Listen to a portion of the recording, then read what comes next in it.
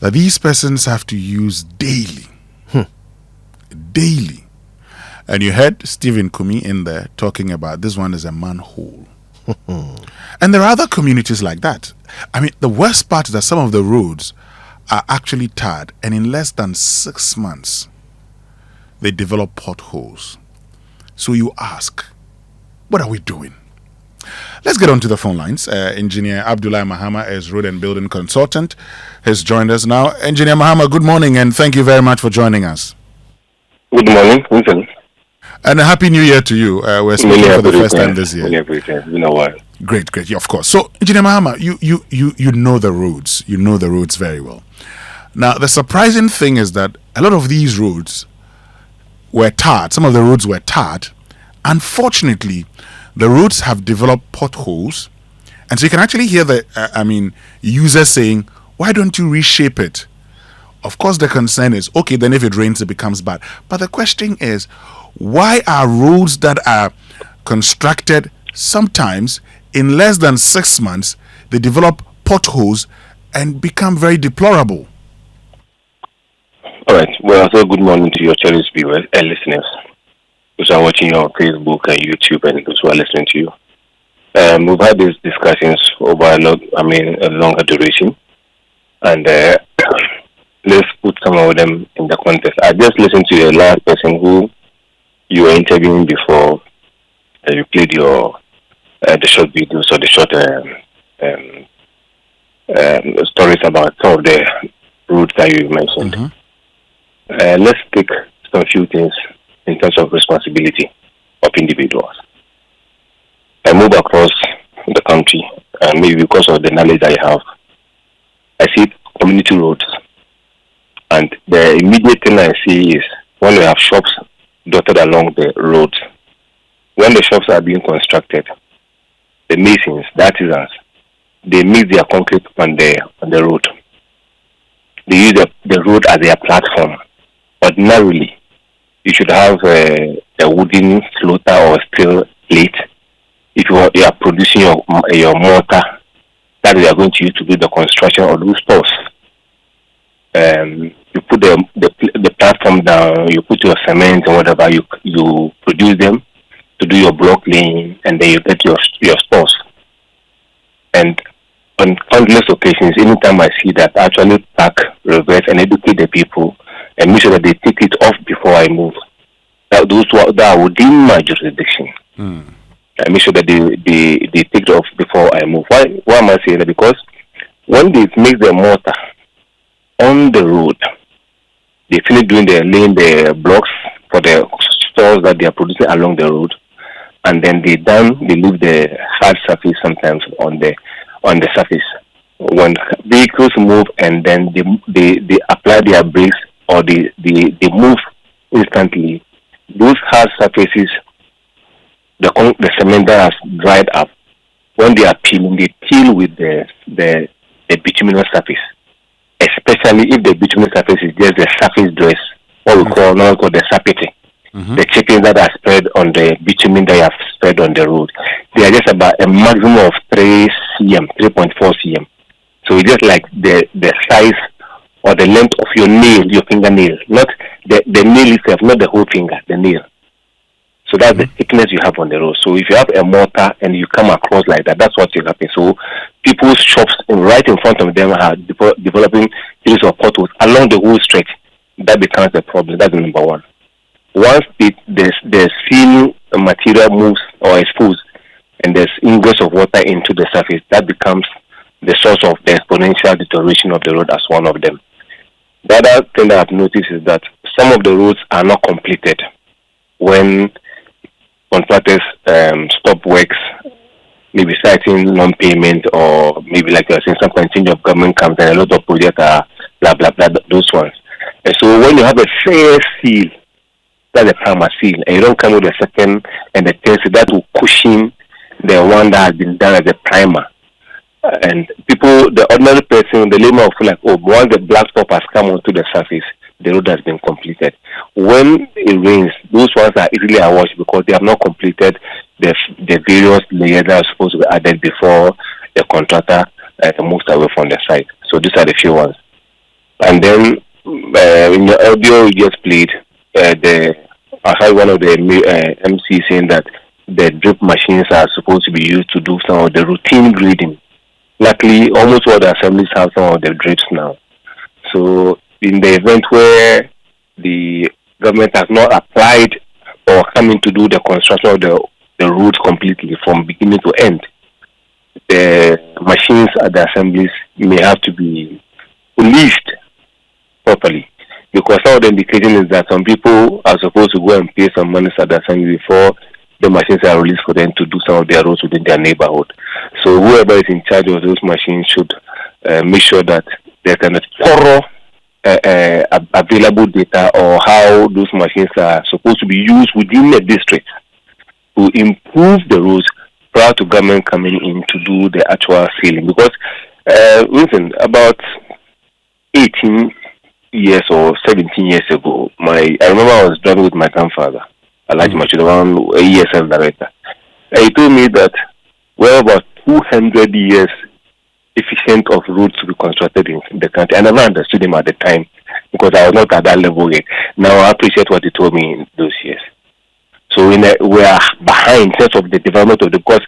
The more we do some of the roads which are not staying their lifetime, the more we continue to invest money and the roads deteriorate. So we are trying to catch up.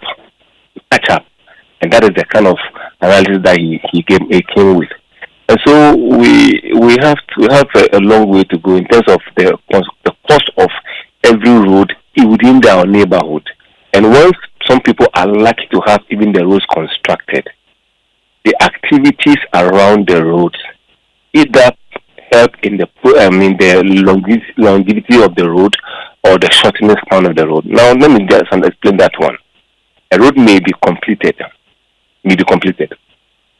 and the activities around the road bring flash floods onto the road, bringing debris onto the road. Mm-hmm. In the event where the assembly is very far away from you, once there are debris on the road, any portion of the road has been filled with silt. And I think that maybe the assemblymen who may not understand, and I'm just getting this from they're getting this information from me, is that we should try and go in our communal, if the assembly is not there to help, to wash or to clean any debris that is localized within our frontage or within our neighborhood, so that we don't put gravel on the road, which has been necessitated by the rains, and then when the vehicles are moving, they will cause something traction.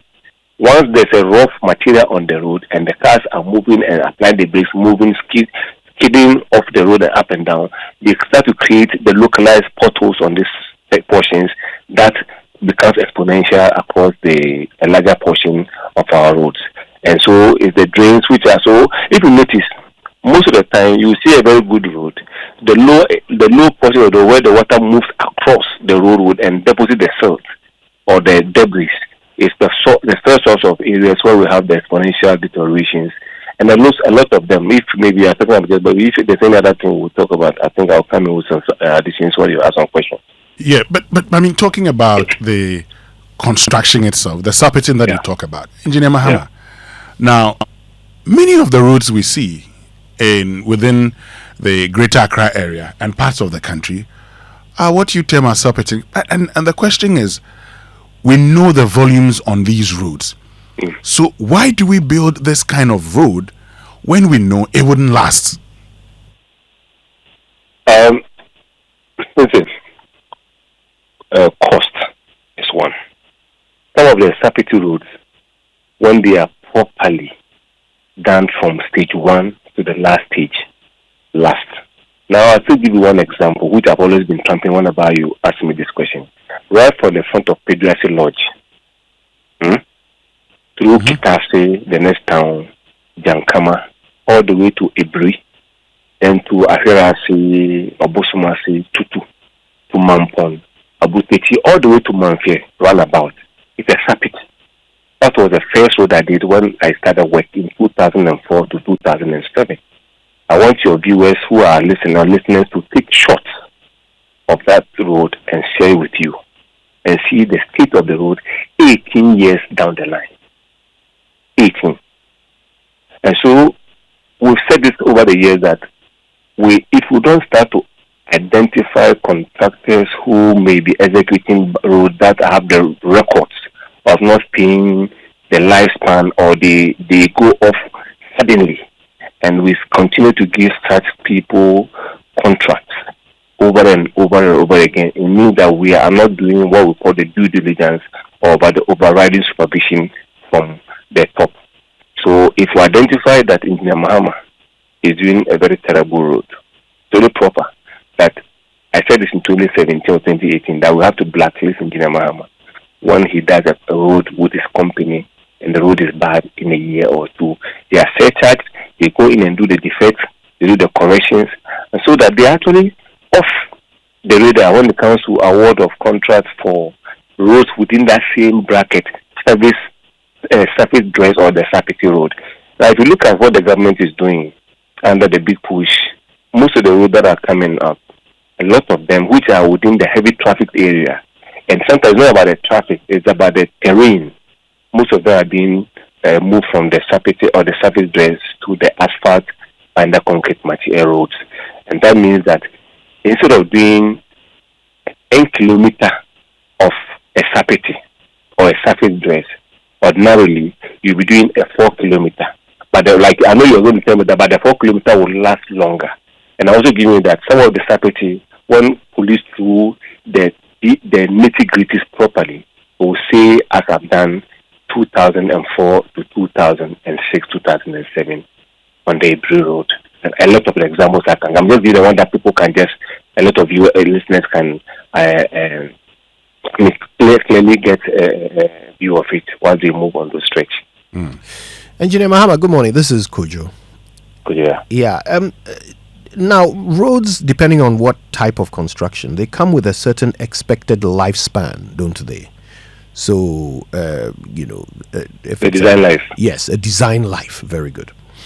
So, if we've contracted someone to build us a road with a design life of, say, 10 years, just to use as an example, and then 6 months in, there are potholes, doesn't this contractor owe us money?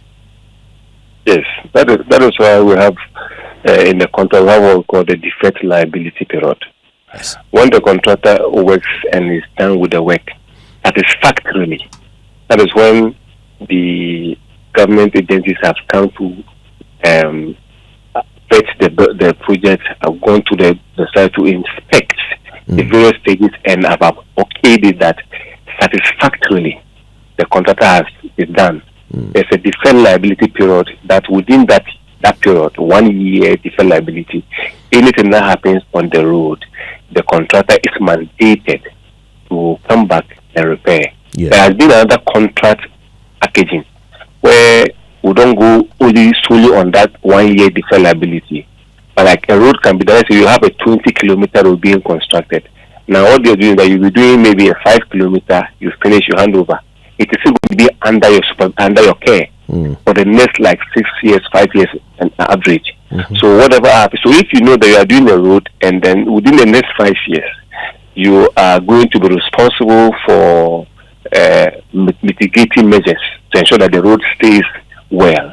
Obviously, you, the contractor, you'll be doing a very good work. And then the supervisors will also supervise a very good work. So the contractor is liable in any contract. But there are a few things. When you move on our roads, the external factors that hitherto we don't speak about them, and the contractors are made to feel like they are not on a good road. When you have a road and then there's the repetitive spillage or repairs of vehicles on roads. Let's take a small road like FM just in front there, and let's say we have some trailers because of maybe a certain market around Malamata, whatever it is. A lot of these cargo cars use ply road very often, and they break down very often. The penchant of vehicles being allowed to be repaired on the road is only in Ghana. You can't do that in Burkina Faso. Why is it that cars break down, and instead of the cars being moved away from the road, this only tells you that they don't have the money to tow the vehicles. I don't know whether the law has been passed. I don't know. So you educate me more about this. Because I remember some years back there was this towing truck was supposed to be part of our DVLA, whatever, and then because it was not actually presented properly, it died along the line. But I kept saying that we needed those things to be there so that if we are supposed to pay, let's say, 20 cedi and we are properly educated, that it's going to help you and I to prolong our road.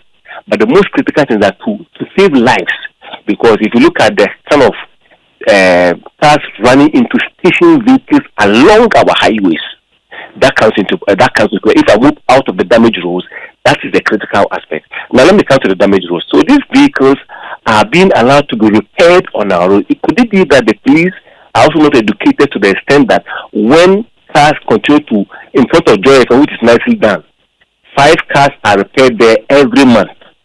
They discharge their diesel onto the roads.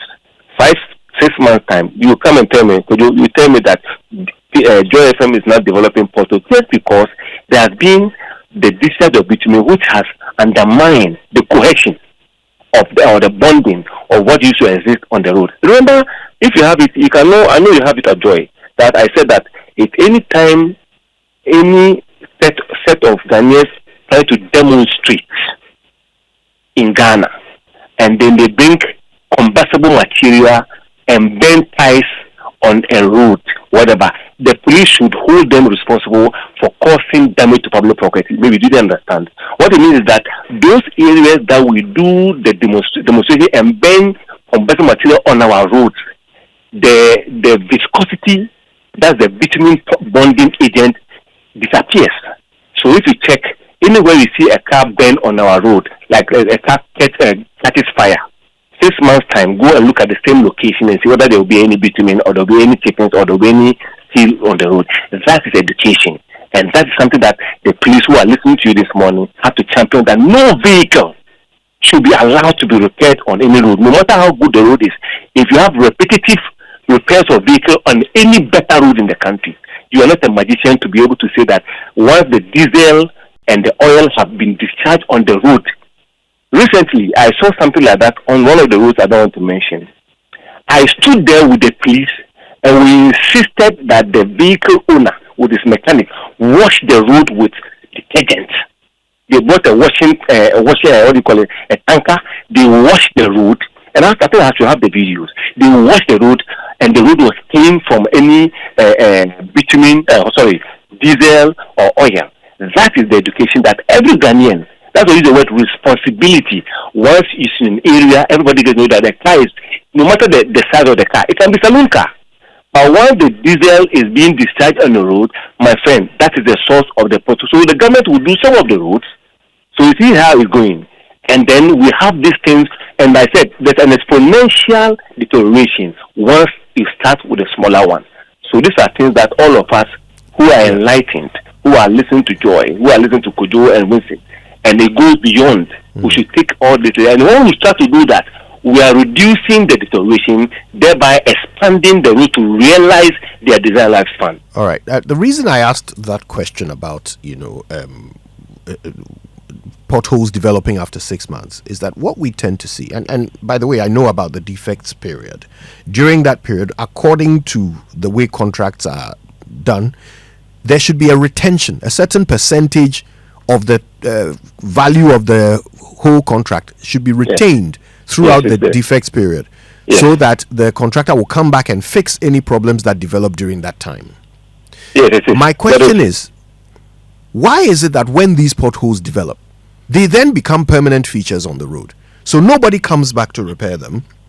Nobody holds the contractor responsible during the defects period, and those 6 month potholes become permanent features on the road, and they just worsen over time. Why? Okay.